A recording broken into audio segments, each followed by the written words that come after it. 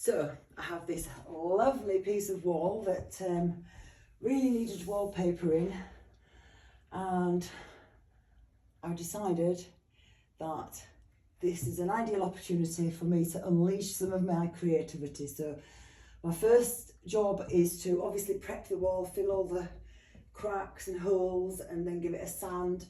And then I've got a really thick lining paper that I'm going to put down first. Now my end game with this is to do like a feature wall where there's kind of like a grassy bottom fading into blue sky with clouds and obviously plants and butterflies and dandelion clocks.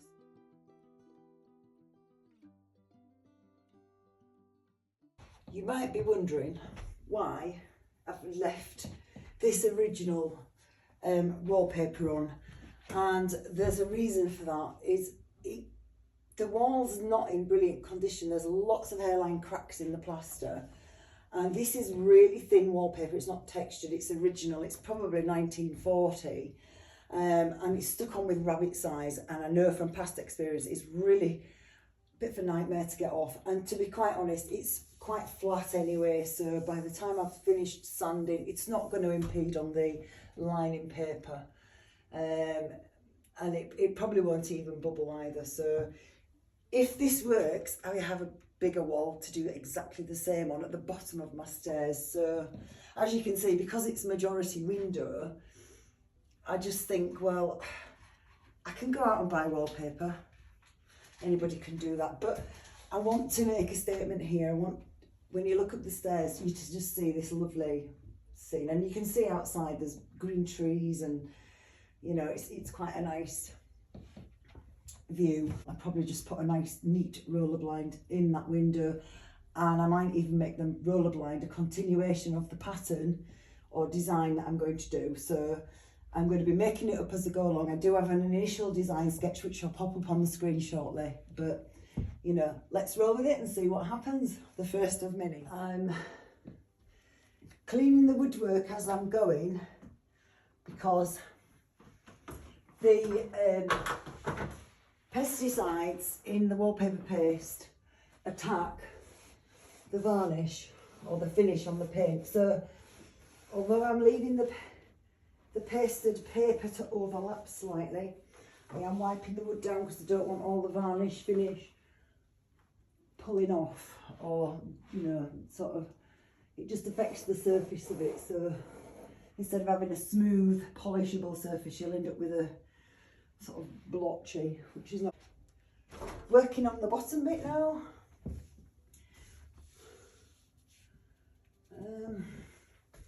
But this really thick paper, it's quite good.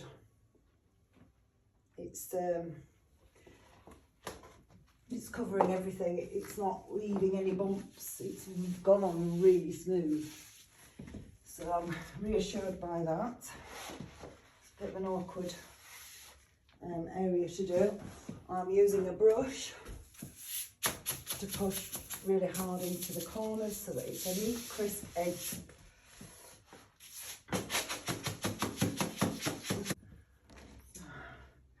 Let's check that.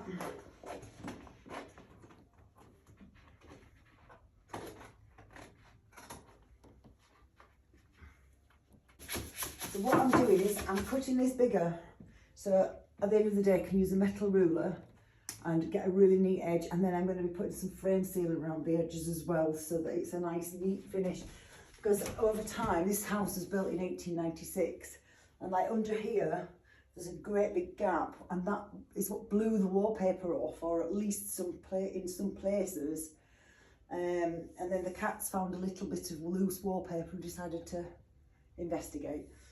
So yeah, so, and I always fold my wallpaper waste so that the paste's on the inside. I have put a protector down on the floor, although I do want to change this carpet, but that's not today's job. It's one job at once. So I'm jamming with that lovely brush right round the edges as far as I can. So the next phase clearly it's all had its the lining paper on. Looks a lot neater, but there's still a long way to go. I don't know if you can see above there, because the ceilings are very thickly papered and painted.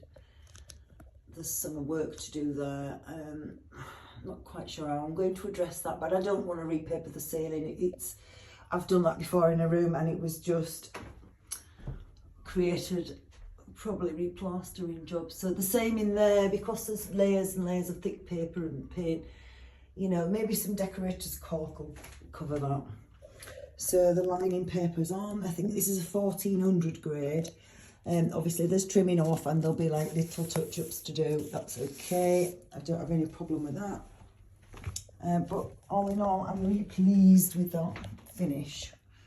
And then we're going to start painting probably the top first, I think. I think I'll work my way down. Love to have it all painted like a lovely navy blue or a really dark green. This is what I had anticipated before I started the project. So, it's day 3. Having prepped all the walls and everything, I'm now blending my colours, and I'm quite happy with what I've done so far, which, as you can see, is blending the blue into the green. Excuse the ladders. So the bottom, I've got some more work to do on the top there to blend that lovely Nordic sky in with the opal blue. Happy. I've just got to get that blend of the dark blue further down, but then we go and blend beautifully into that lovely green, which is very, I'm trying to not match outside but simulate something a bit different. So that will then obviously blend into the blue, the Nordic blue, not the Nordic blue, the opal. So yeah, we're getting there.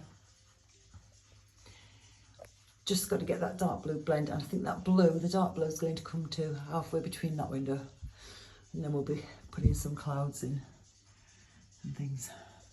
I hope that wrinkle dries out. That's annoying. I think it will. So yeah, I'm not going for a totally even flat colour because, like I say, there'll be a lot of foliage on top of it, and this is hand painted murals. You know,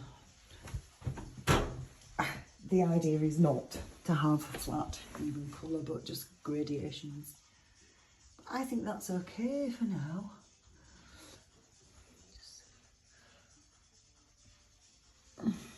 And now it's time for a cup of tea. I have speeded up this little bit because I'm just putting in some details, and you can see that I've put a silvery grey background down to give the clouds some depth, and now I'm going over with some more highlights and really just finding my feet on how to get the best cloud effect. But looking at this picture, this video, I can see on the other side I actually quite liked that effect better than the actual clouds that I'm putting in now, which I think look a little bit, the two, what's the word, the two contrived. I liked the other side is more subtle. So I do eventually paint over these clouds, but you have to go through the learning process to find out what works. I just don't think I've got the space there or the right equipment to be able to get them. I mean, they don't look too bad in this particular video, but they're not, at the end of the day, what I decided to keep. So I literally just blitzed over it with the same colours, and sometimes that's how things go. It's back to the drawing board and you've got to rethink. I mean, they look okay there, I guess, but I wanted the effect on the other side. So the people coming and going, because I'm literally on the landing there. So I like doing these wall murals. I think I've been doing these for about 30 years. On various different mediums. Sometimes I do them on a canvas so that, you know, it's preserved, really, because if you ever wanted to take this off, you'd just have to take all the lining paper off, and you wouldn't ever get to keep it. Although you could take a photograph of it nowadays, it's different. The first one I did it on the outside of somebody's house, and it was about 20 foot tall. And then I realised, actually, although it overlooked my yard, it wasn't actually in my back garden. Fortunately, my neighbours were absolutely superb and didn't mind it at all. In fact, they really loved it. And it lasted for ages. So, because the outside one I did in oil paints, which are really waterproof, they don't flake and paint. I think about 15 years later it did start to look a little bit shabby and eventually got painted over, but it did last a long time. And it was on a rendered wall as well, which was in good condition, so it wasn't too bad.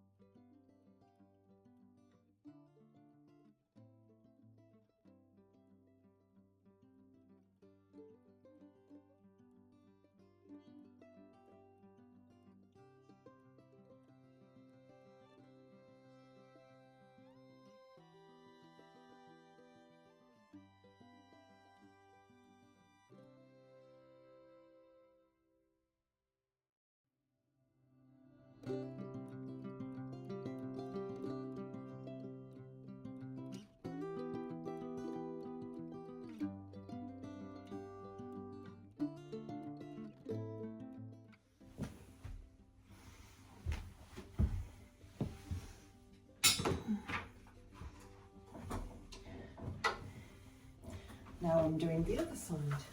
I just don't feel very stable.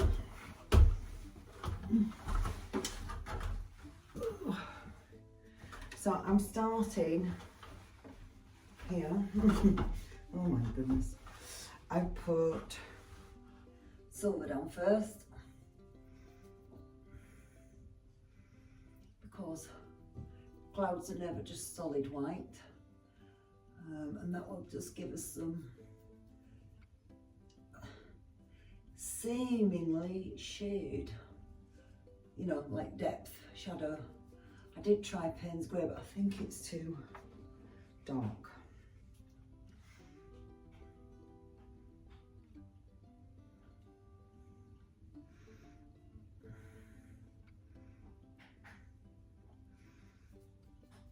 Oh, that paint's rubbish. Absolutely bloody pants. Come on, Mrs. You can do this. Oh, okay. It likes the circular motion better. I'll have to work quickly because the paint's instantly flipping drying. It's not the right paint to be using on this. So I'll just add a bit more.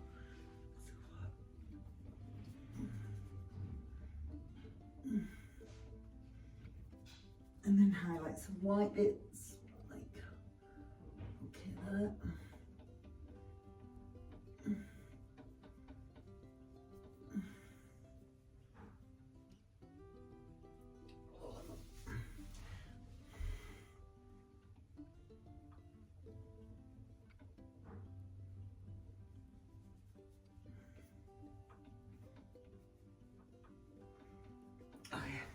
Need more water on my paints over time, they dry.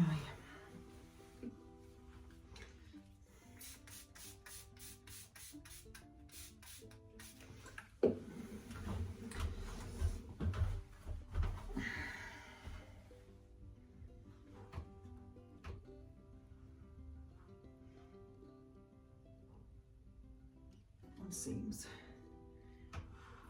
gentler.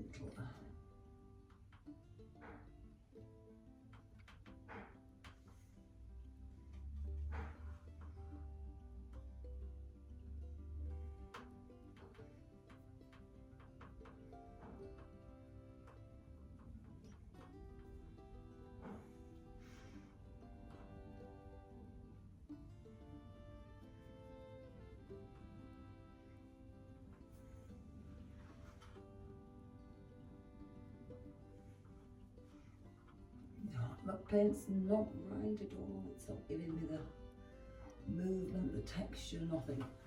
So I'll just put the grey down for the next cloud.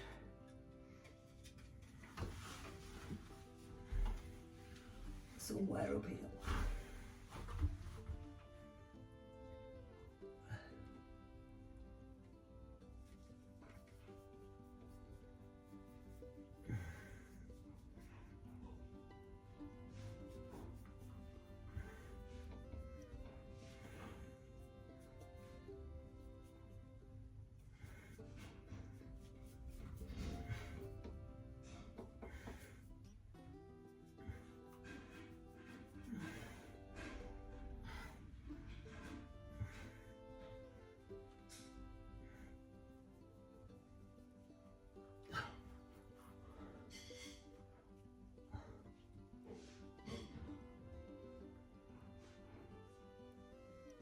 Oh, not bad.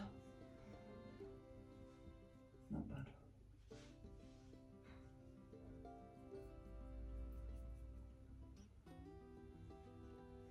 Not bad. It's important to leave some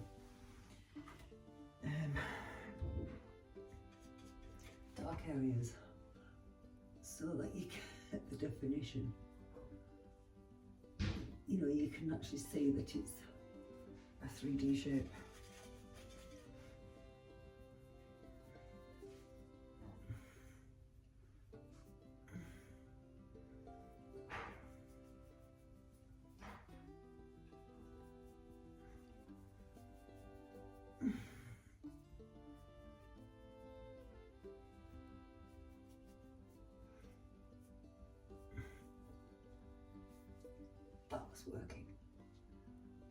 look more white in it.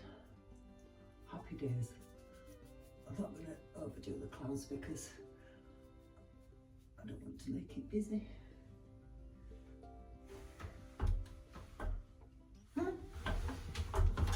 Let's have a look from a distance.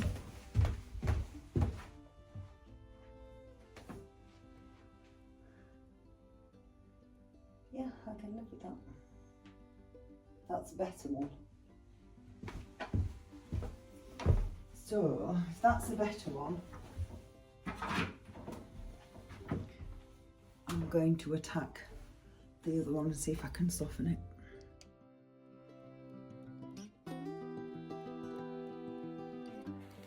So, I've, as you can see, started putting in the details now. I've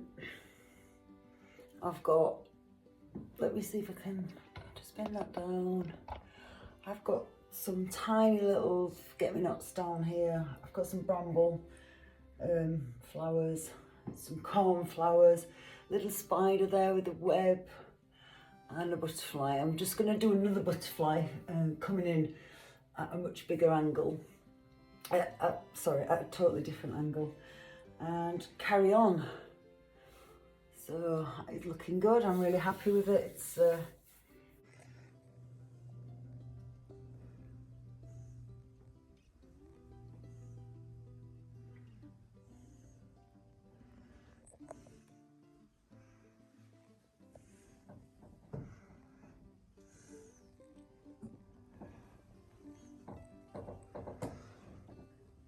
they're supposed to be dewdrops. I'm not entirely convinced that they're the right thing, but there you go.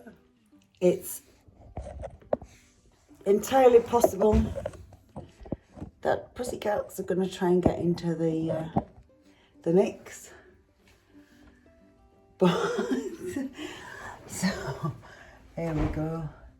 So the only issues I'm having at the moment is getting paint to be really opaque, in other words, not to be transparent. Like my white there on the bramble flowers, it's quite transparent, which is not good, and which you can't even see there. There's no opacity to the paint, which is the difference between good paints and cheap paints. So I'll have to go and find my stash and see what I've got. Sorry, it's a bit faded out, but the light's really good today. It's a very bright day, and I don't know if you can see out of this feature window the abbey through the dirty windows. So that's the other side. I'm not going too detailed with the flowers and stuff, so that's probably, and I just a few subtle clouds up there and maybe an odd dandelion clock, and that will be it. So I shall carry on. I would have filmed all this, but for the fact that I went out last night with some friends of mine and left my phone. Hello. Hello, princess. Are you coming to look? This is Lavender. Oh, I see. Pretty princess. The cats just love to help me paint. They come and sit and watch. There's Garfield there. Are you waiting for me to pick my paintbrushes up? Handsome fella. Oh, there's another one. Yeah, it's like no matter how small the space, they don't care. They just want to be part of the act.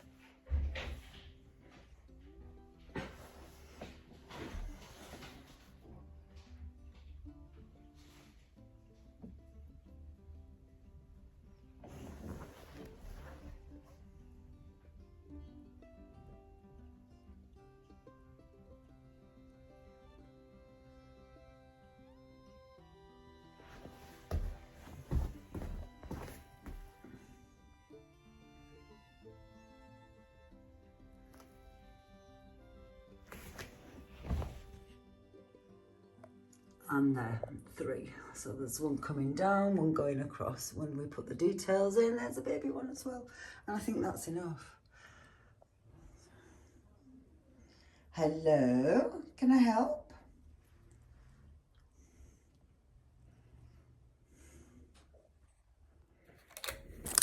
So here I'm adding some details onto the left side of my mural.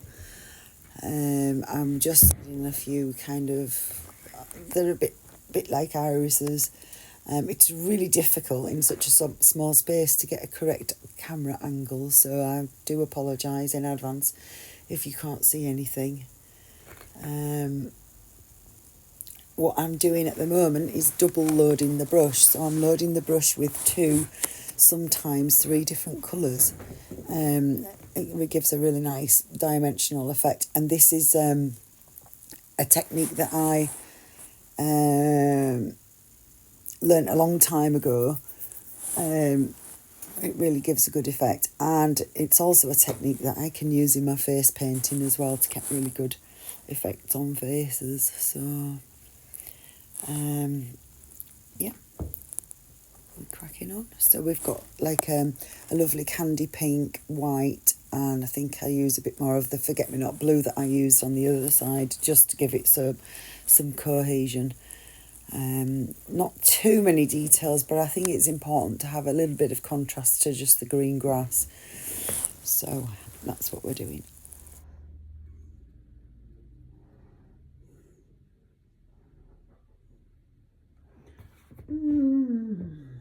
Pretty. I'm kind of just making this up really, I guess, as I'm going along, but so far I'm liking it.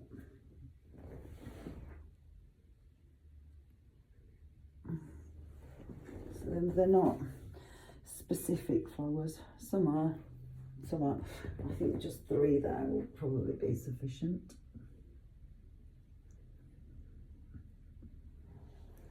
Yeah. 1, 2, 3. Yeah. Maybe one more. They say work in 3s. It's always the better option, but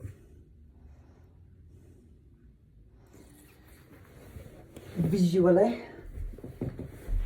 let's try and get one just down here.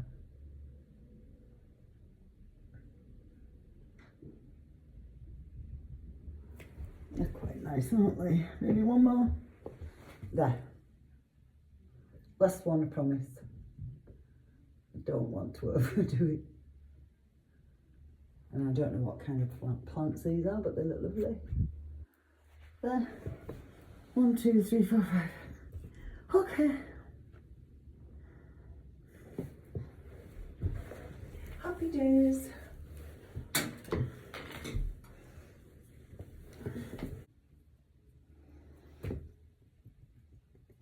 It might work. We'll try it.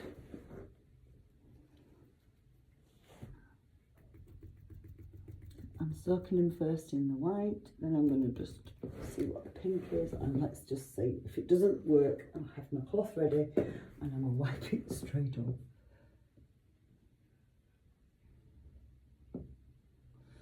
That's all I need, just a suggestion that there might be some pretty flowers.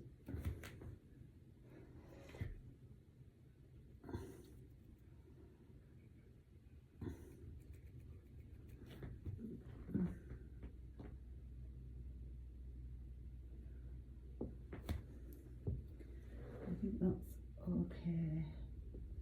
Not too many.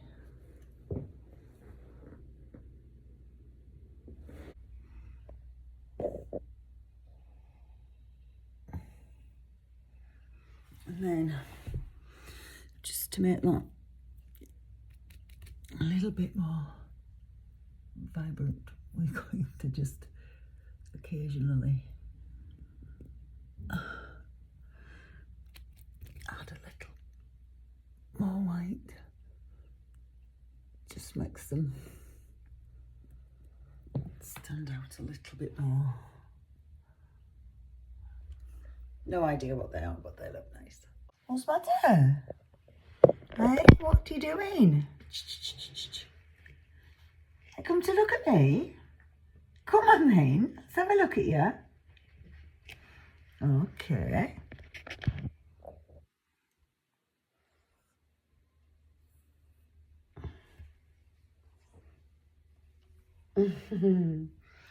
They are funny. Just love having attention. Oh no, there's too many.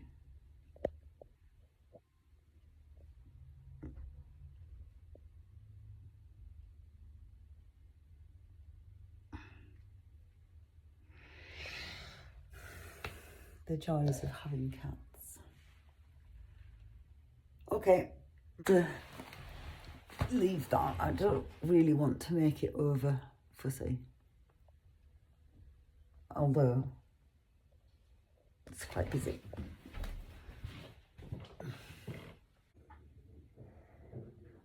Just wispy clouds.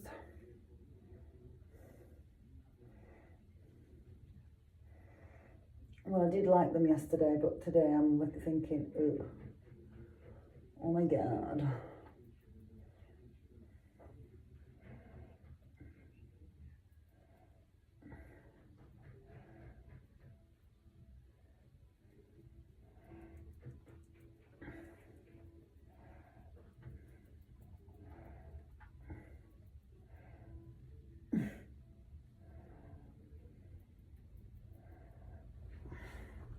Garfield, I really need to hang my pen. Oh, they look awful. Flipping heck.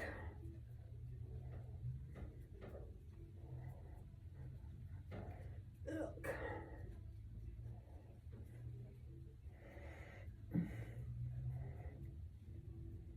Garfield, please do one. This paint's heavy. No, they look nasty.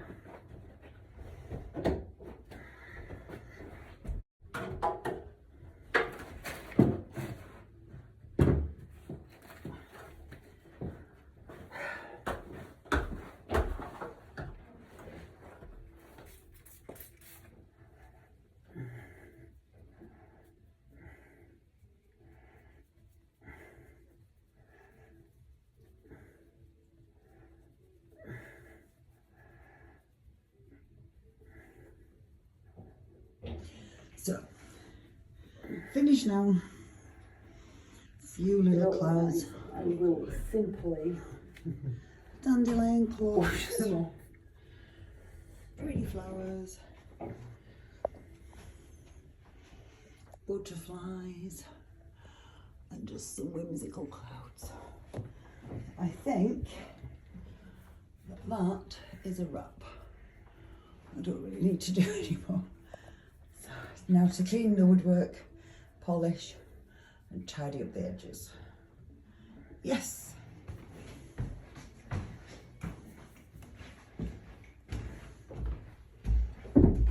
Oh, thank you, Garth. First.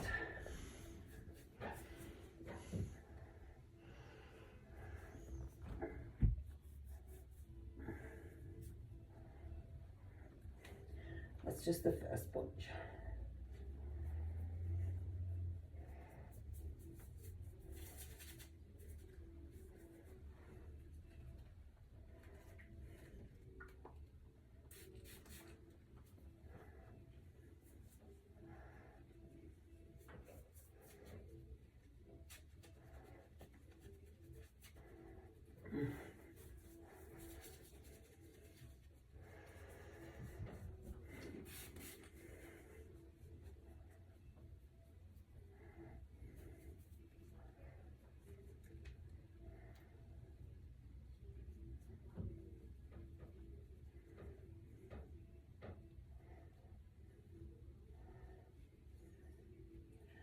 Soft, fluffy, cotton wool like.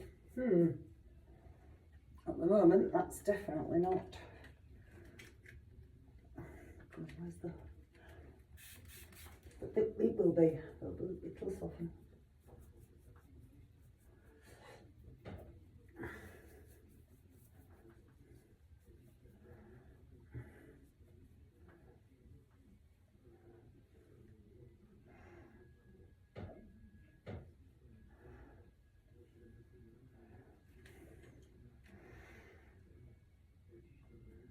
There